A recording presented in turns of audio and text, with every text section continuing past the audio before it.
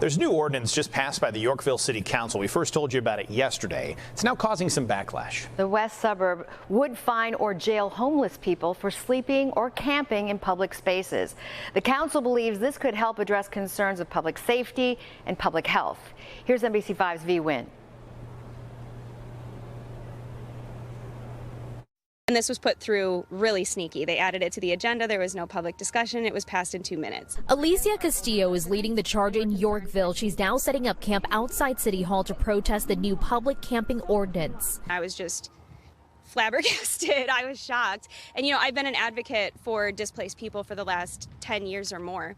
And I never thought that I would have to advocate for displaced people in my own hometown. According to the city, under the ordinance, people would not be allowed to sleep or camp in public, such as parks, benches, alleys, sidewalks, and even in parked vehicles overnight. City Council and the ordinance citing concerns of public health and safety that public camping creates. Only one alderman spoke Tuesday before the vote. This was brought on because several phone calls and emails I received.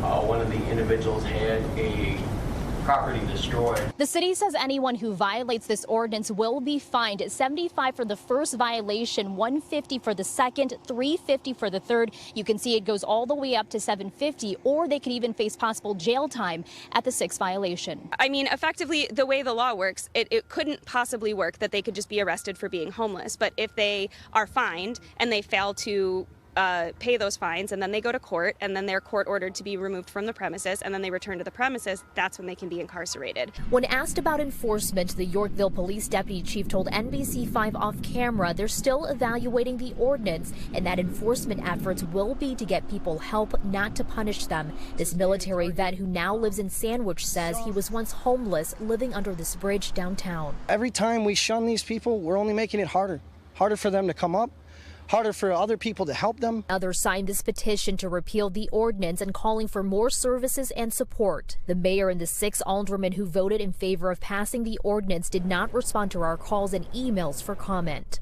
If the mayor was standing here, what would you say? I would say this needs to be repealed, and we're not leaving until it is. In Yorkville, Vi Nguyen, NBC5 News.